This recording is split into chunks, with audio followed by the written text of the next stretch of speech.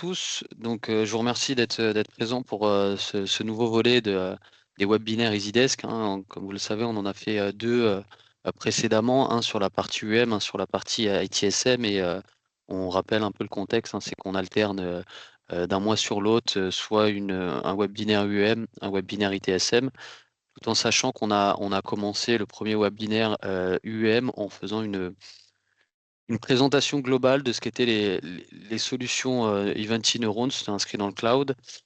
Aujourd'hui, on va vous présenter un module bien spécifique, donc ça sera des sessions beaucoup plus courtes. On va pas tabler sur du 30 à 45 minutes sur les prochains webinaires.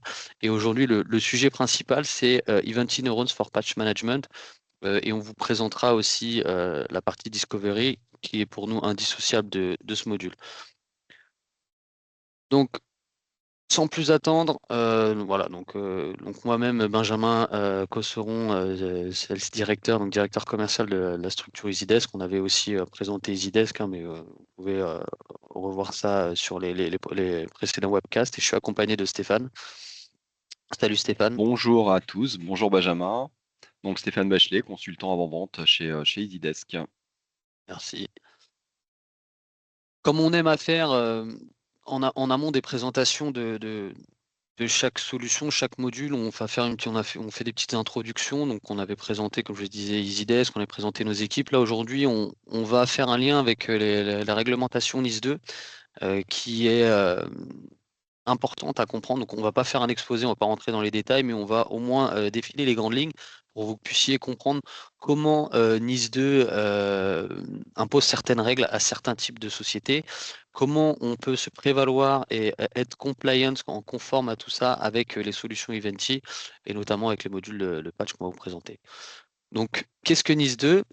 NIS2, c'est tout simplement une directive européenne, hein, qui veut dire Network and Information System Directive, donc 2, qui fait suite à NIS 1, qui met en place un certain nombre de règles axées autour de la sécurité. Donc on voit que par rapport à NIS 1, il y a eu des renforcements sur les exigences sur les sociétés publiques ou publiques ou privées, et qui couvrent principalement tout ce qui est risque de gestion, les préventions des incidents, la sécurisation des chaînes d'approvisionnement et pas mal d'autres points. Cette réglementation NIS 2 offre un champ d'application plus large, donc par rapport à NIS 1, pour couvrir d'autres acteurs économiques, d'autres acteurs économiques. On a des obligations renforcées en matière de déclaration d'incidents pour pouvoir être plus réactif, notamment pour les autorités européennes. Il y a une harmonisation, donc l'idée c'est d'avoir une réponse plus claire et commune à tous les problèmes de cyberattaque. Pour qui est impacté par la réglementation NIS2, il y a deux types de sociétés. C'est les sociétés dites essentielles et les sociétés dites importantes. Donc essentielles, c'est tous ceux qui ont un rôle indispensable euh, dans le fonctionnement du pays. On pense notamment à les sociétés énergie, de transport, de santé, d'eau, les infrastructures numériques, bien sûr, et financières. Euh, et c'est important pour elles, justement, d'avoir un certain socle réglementaire euh, pour conserver, disons, la sécurité de l'État. On a aussi les sociétés importantes qui viennent en complément de ces sociétés essentielles, hein, qui jouent un rôle significatif dans la continuité de service. Donc voilà. Donc ça, c'est le champ d'action des sociétés qui sont impactées par NIS2. Ce que j'aime à dire aussi, c'est que NIS2 est obligatoire pour certains types de structures, mais ça ne veut pas dire que celles qui ne sont réglementairement pas soumises à cette conformité NIS2 ne peuvent pas mener des actions pour y être. Parce que tout le monde est sujet à des cyberattaques et plus on en fait, mieux c'est. Que risque-t-on? Bien sûr, des sanctions financières si on n'est pas compliant, des sanctions administratives, perte de réputation, hein, c'est toute l'image de la boîte qui est entachée. exclusion de certains marchés. On a beaucoup d'appels d'offres sur lesquels on demande tout un tas de certifications et la certification, du moins le fait d'être compliant NIS 2 en fait partie. Bien sûr, on montre les risques opérationnels et n'est pas sans savoir que les autorités auront une surveillance un peu plus accrue sur votre gestion, du moins la gestion de votre IT. On a d'autres réglementations qui viennent s'inscrire aussi dans ces démarches. Donc on peut citer DORA qui est plus sur les marchés financiers, Cyber Security Act, RGPD, PSD, même si notamment le RGPD, c'est pas vraiment lié à l'IT, mais toutes ces normes font qu'aujourd'hui, on doit s'équiper, on doit avoir les bons outils pour justement être compliant par rapport à tout ça. Et c'est pour ça qu'aujourd'hui, on a mis en avant 2 modules qu'on va vous présenter et qui vous permettent justement de petit à petit devenir compliant par rapport à ces réglementations. Donc vous être compliant tout simplement pour être réglementairement dans les clous, mais aussi pour vous être plus enclin à vous défendre en cas de cyberattaque. Donc on va vous présenter aujourd'hui la partie discovery, qui a un rôle majeur justement dans la gestion centralisée de ces actifs, et la partie Neurons for Patch, qui vous permet justement de mettre à jour tout ce qui est correctif OS, mais pas que, vous le verrez aussi, on parle beaucoup d'applications tierces, parce que une étude récente a prouvé que 86% des attaques passaient par des applications tierces. On a d'autres aussi chez Eventi, outils qui permettent de devenir compliant face à cette réglementation NIS 2. On parle d'automatisation des process, notamment déclaration des incidents sécurité ou autres, avec la partie Neurons for ITSM. On parle de la gestion des vulnérabilités et des risques. Je crois qu'on en parlera avec à travers un slide de Stéphane sur la partie RBVM, donc Risk Based Vulnerability Management, qui permet de prioriser tous les risques que vous rencontrez.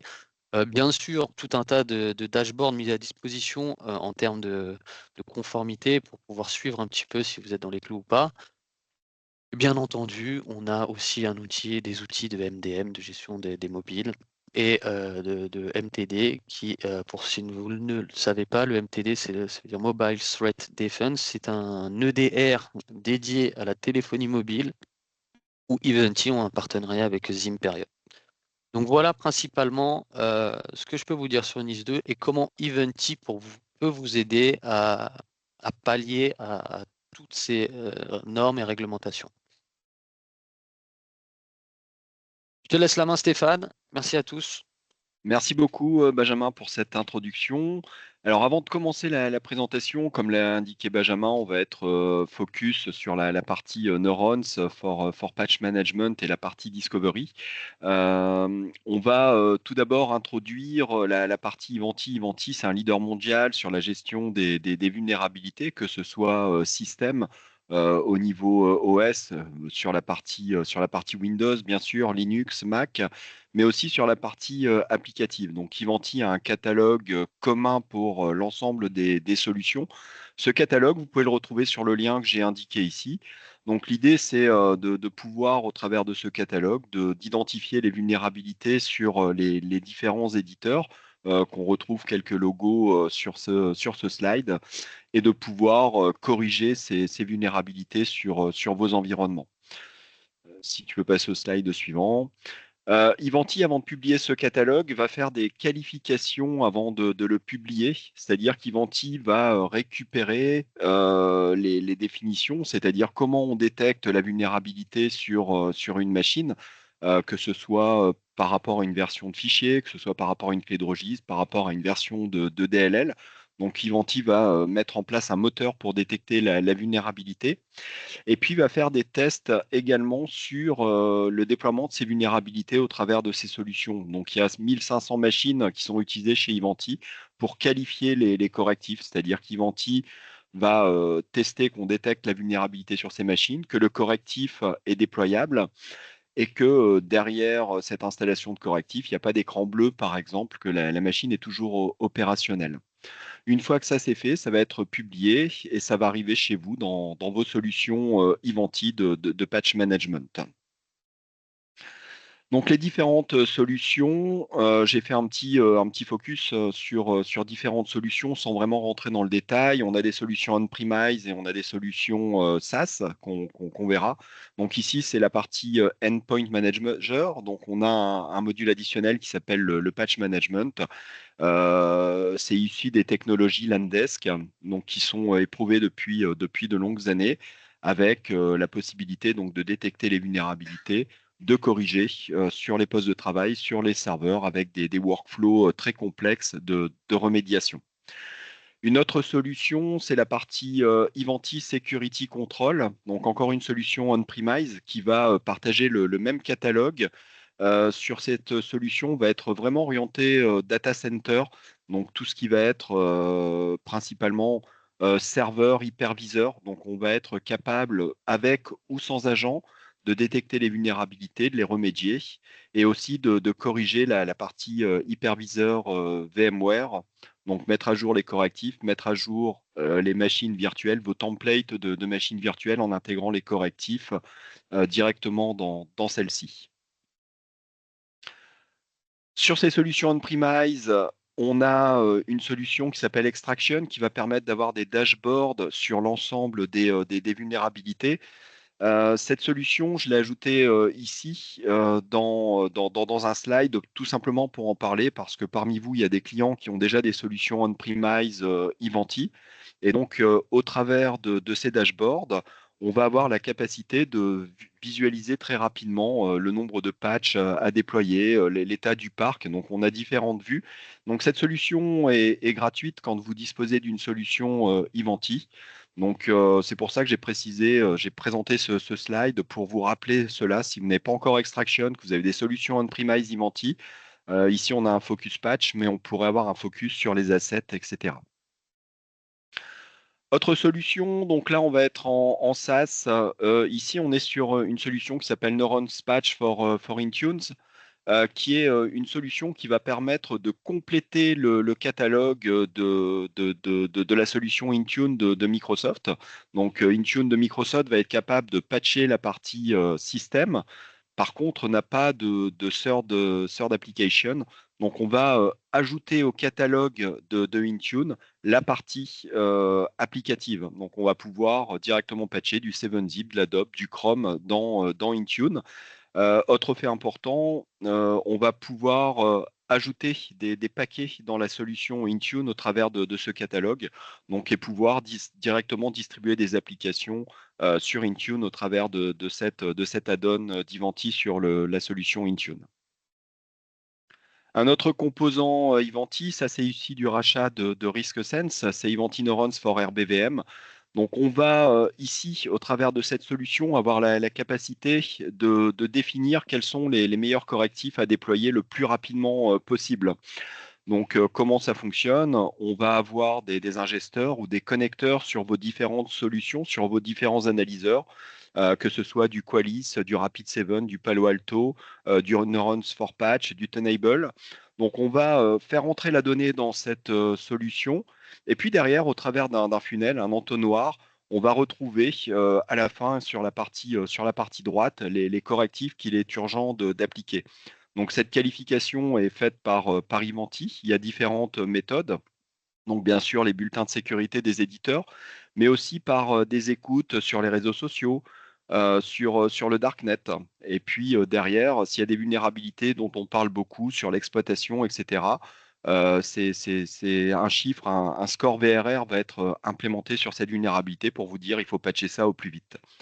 On verra tout à l'heure, cette technologie est implémentée aussi dans la solution Neurons for Patch directement, nativement. Donc, on va retrouver ce score VRR, je vous présenterai ça.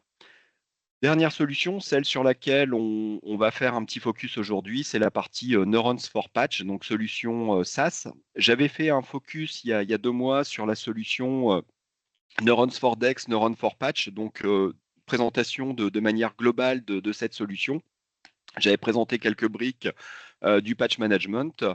Aujourd'hui, on va revenir sur cette fonctionnalité et on va regarder ensemble cette console et comment on peut répondre à vos exigences de sécurité avec cette solution. Donc, je vais reprendre le partage, si tu permets, Benjamin. Est-ce que vous voyez mon écran? Parfaitement.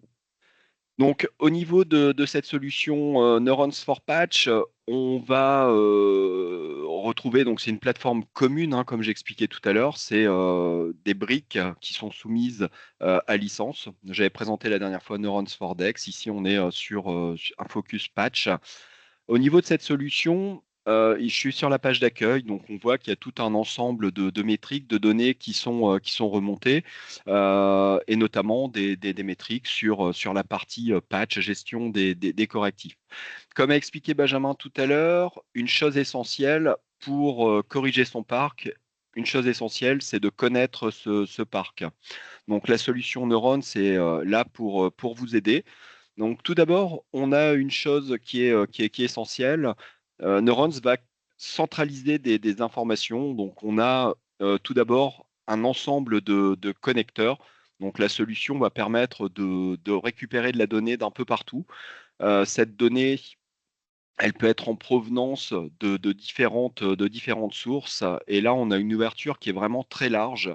On va retrouver ici des connecteurs sur tout type d'environnement.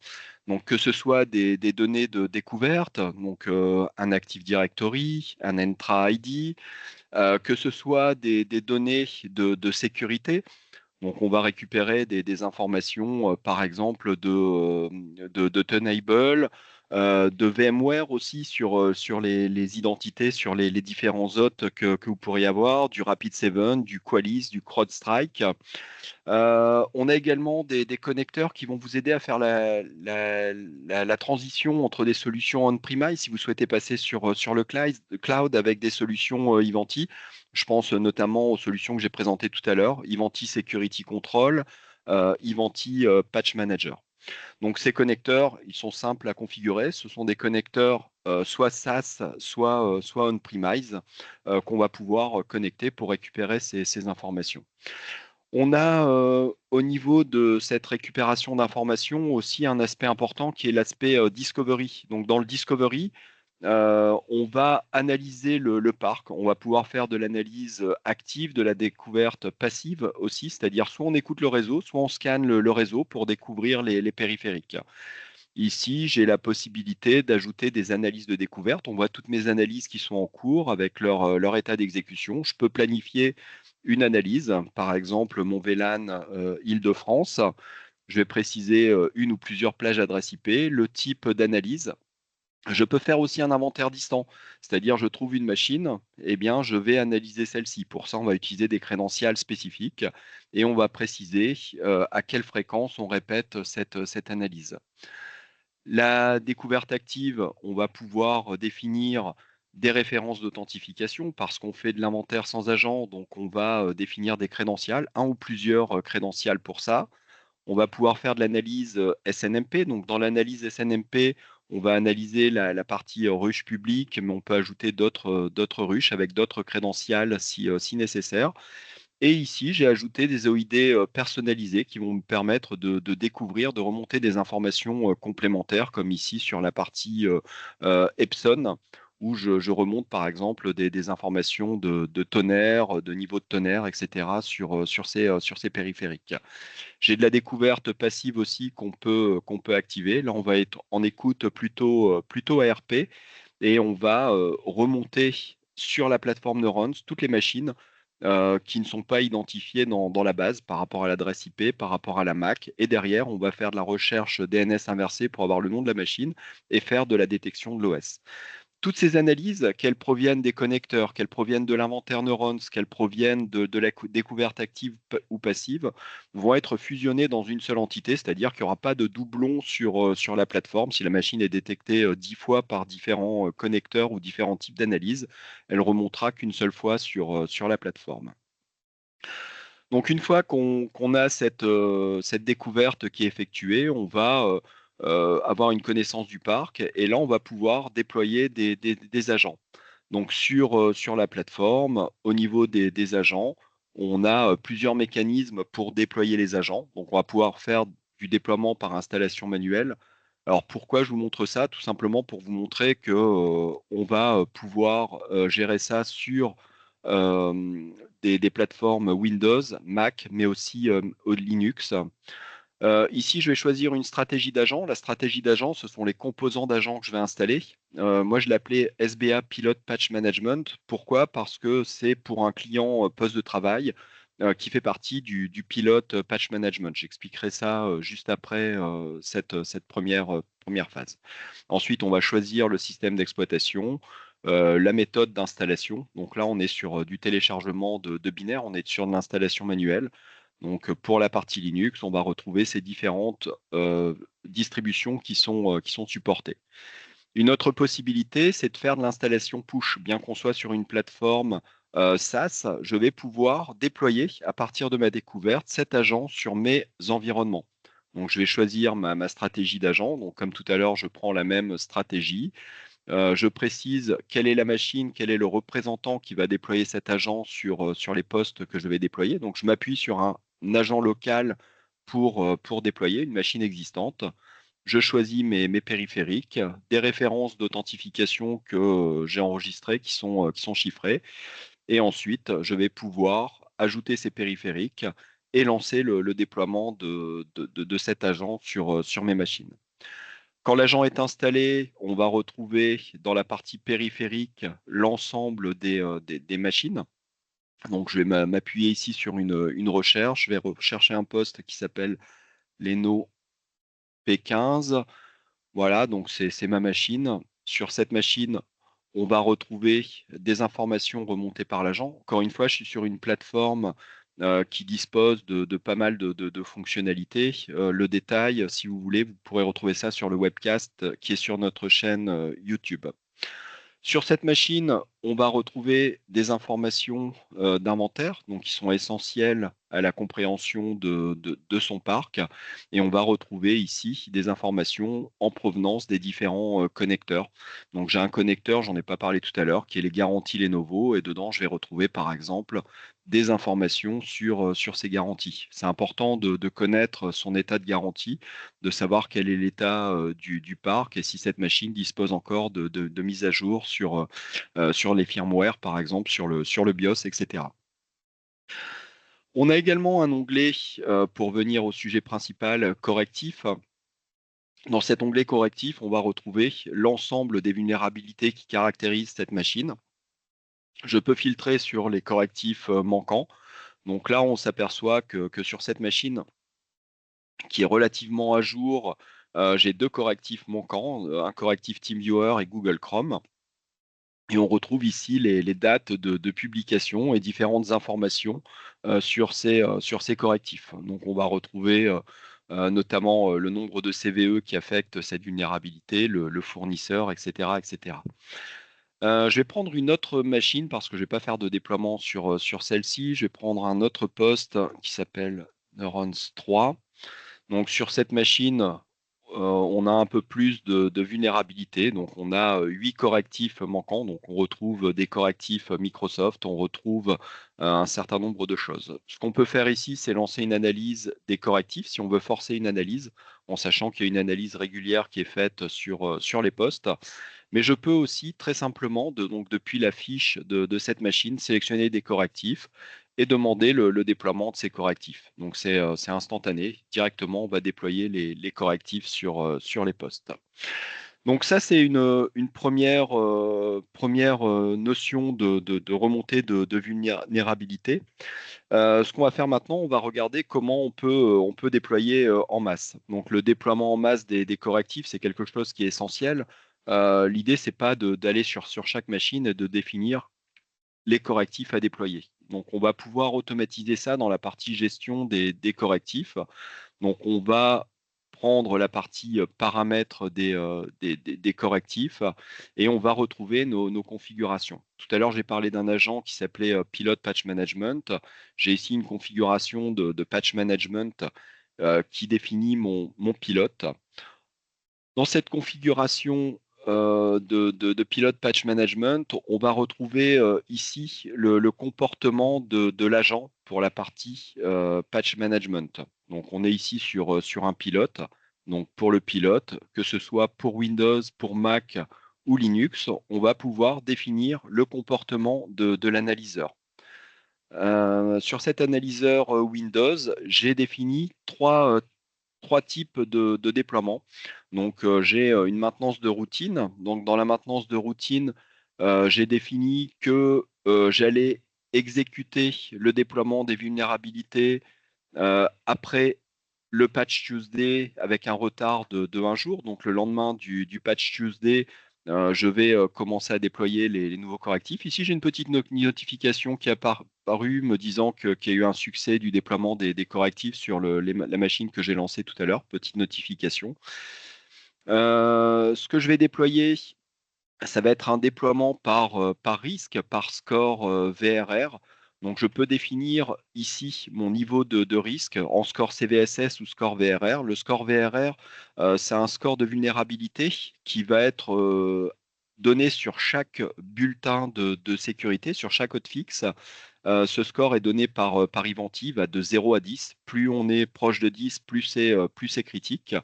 Et ces informations sont issues des données sur la solution RBVM que je vous ai montré tout à l'heure, qui est intégrée dans cette solution Neurons for Patch.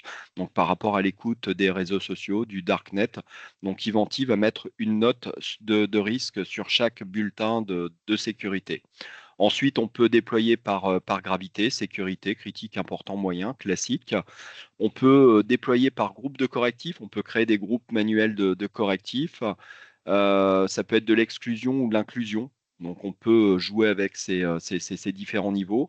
On peut choisir les fournisseurs aussi. Donc, moi, j'ai choisi dans cette maintenance de routine de déployer du 7-Zip, de l'Adobe et la partie Microsoft, il me semble.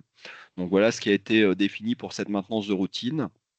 On peut programmer un redémarrage avant déploiement, un redémarrage après déploiement.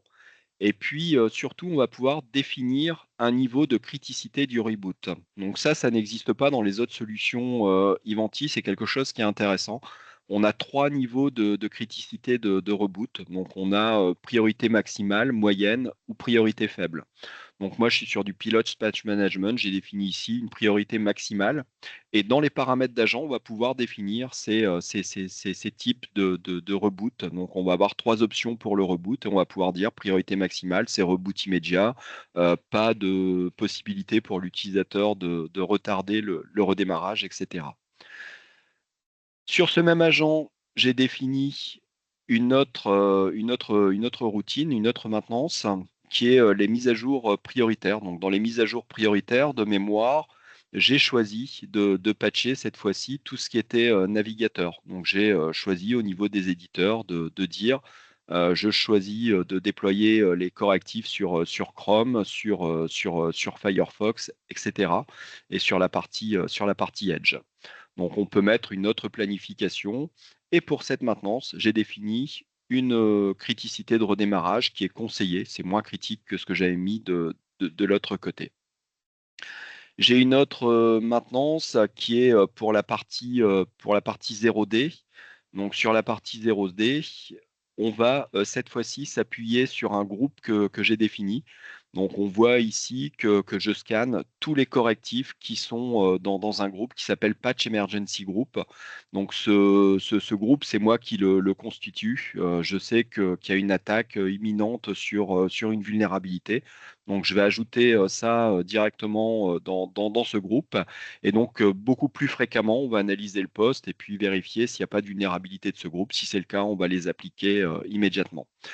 Donc, de la même façon, on peut créer des groupes de postes différents. Ici, je suis sur un pilote. On pourrait créer sur production patch management avec une configuration de production qui va décaler de quelques jours l'installation des correctifs. Donc, voilà un peu comment on va corriger le parc. Ce qu'on va voir maintenant, c'est la partie état du déploiement. Donc, on a défini des règles. On va retrouver ici un historique de déploiement des vulnérabilités. Donc, on va retrouver tout l'état des déploiements, les déploiements réussis, les échecs. Donc, on va avoir différentes phases. Donc, nous, on a beaucoup de machines de test, donc il peut y avoir un peu plus d'échecs que sur une production. Et on va retrouver ici l'état des déploiements par machine. Donc, on va retrouver à chaque fois le correctif qui est appliqué. Ici, c'est une machine Linux avec la date du déploiement, l'état du succès, la durée d'installation du correctif. Et donc, on va avoir des états comme ça pour l'ensemble des correctifs qui ont été déployés. On a un aspect également intéressant, c'est la partie patch intelligence. Donc, la partie patch intelligence va permettre d'avoir des vues vulnérabilité sur mon parc. Donc ici, j'ai des petits filtres un peu partout. Par exemple, j'ai soit la totalité des vulnérabilités ou les vulnérabilités qui affectent mon environnement. Honnêtement, c'est ce qui nous intéresse le plus, c'est de savoir ben, quelles sont les machines vulnérables, quelles sont les vulnérabilités les plus détectées sur le parc et puis surtout d'avoir des niveaux d'information intéressantes. Donc ici, j'ai l'ensemble des vulnérabilités. À chaque fois, on va avoir des statuts sur ces vulnérabilités avec l'éditeur, la criticité, le score VRR, etc. de ces vulnérabilités. Et ce que je voulais vous montrer, c'est que j'ai des filtres. Ici, je peux ajouter un filtre des vulnérabilités qui sont exploitées et détectées sur mon parc. Donc en cliquant dessus, voilà, j'ai ici ajouté ce filtre exploité et je retrouve l'ensemble des vulnérabilités exploitées sur mon parc. On s'aperçoit ici de l'exploitation par rapport à ce petit logo qui m'indique qu'il y a un exploit possible sur cette vulnérabilité. Si je clique dessus, je peux avoir le détail, la CVE, le détail du bulletin, les produits concernés. Je pourrais également avoir des problèmes signalés s'il y a des problèmes de déploiement de ce correctif, si ça pose problème. Donc, il y a ces informations qui sont remontées, les périphériques qui ne sont pas corrigés, et puis l'ensemble des CVE qui conditionnent ce bulletin. On a également ici le type d'exploitation. Donc, sur cette CVE, on voit qu'il y a ici une exécution de code à distance possible si on ne corrige pas cette CVE. On va retrouver également une autre vue. Là, je suis sur une vue vulnérabilité. J'ai également une vue par poste client. Donc ça, c'est une vue qui est intéressante. C'est l'état de santé de l'ensemble des périphériques. Et on va retrouver pour chaque machine un score de risque qui nous indique l'état du poste. Donc un score de risque de 0 à 100. Voilà, encore une fois, je suis sur une base de tests. Et donc on va retrouver les machines les plus vulnérables. Donc bien sûr, on peut trier sur ce score de risque, on peut filtrer sur les données. Et on voit ici, par exemple, cette machine, il y a un score de risque de 100, il y a 200 correctifs manquants et 21 exploitations possibles. Donc, si je clique sur ces 200, je vais retourner sur la fiche machine. Et donc, on a vraiment des données croisées entre le poste, la vulnérabilité, et on va retrouver ces différentes vulnérabilités. On a également des rapports qui sont disponibles dans la solution. Donc, sur ces rapports, on va pouvoir créer nos propres rapports. Ici, par exemple, j'ai un rapport SBA CVE. Je peux le télécharger pour l'afficher. Donc, on va le générer et on va retrouver l'ensemble des informations qui ont été définies dans ce rapport. Donc ces rapports, on peut les faire au format CSV, on peut les faire au format PDF comme je vous ai montré, et on va pouvoir créer ici tout type de rapport avec le détail. Donc on a des rapports prédéfinis en fonction de vos besoins. La partie CSV peut être intéressante également pour la partie exploitation. Au niveau des correctifs, on a également des rapports de conformité. Donc, ces rapports de conformité vont permettre d'avoir des évolutions dans le temps. C'est-à-dire qu'on va faire des snapshots à des instants quotidiens, par exemple, de manière à avoir des empreintes dans le temps de nos vulnérabilités. Donc, si je prends ce rapport, donc première exécution il y a plus d'un an, donc j'ai un historique sur ce rapport. Donc, sur chacun des rapports, on va pouvoir définir une date. Je vais remonter un peu en arrière pour que ce soit un peu plus précis. Je vais remonter sur un an, voilà. Et donc, on va voir l'évolution de la conformité de mon parc sur cette période du 4 septembre 2023 au 7 février 2025, avec une target qui est ma SLA qu'on peut définir dans ce rapport. Donc, on va avoir l'évolution dans le temps par rapport à un groupe de correctifs, par rapport à un groupe de machines et une évolution dans le temps de ces vulnérabilités. Voilà, j'ai fait un peu le tour de cette solution. Donc, on est revenu sur cette solution patch management. Je vais laisser la main à Benjamin. Bah, merci beaucoup, Stéphane, c'était très intéressant. On a un petit peu débordé, veuillez nous excuser, mais il y a énormément de choses encore à dire et donc voilà, donc on se retrouve nous pour un nouvel épisode, le 6 mars, sur la partie, CMDB et comment, optimiser la gestion des actifs. Vous avez le petit QR code si vous voulez vous inscrire. De toute manière, vous allez recevoir l'emailing comme d'hab, donc vous pouvez nous rejoindre. Et le 6 mars, rendez-vous pour une partie ITSM autour de autour de l'ITAM, autour de la CMDB. Merci à tous, merci beaucoup Stéphane pour cette démo. Et puis vous pouvez regarder et transférer, partager le webinaire grâce au replay sur YouTube qu'on va mettre à disposition. Merci à tous. Merci à tous.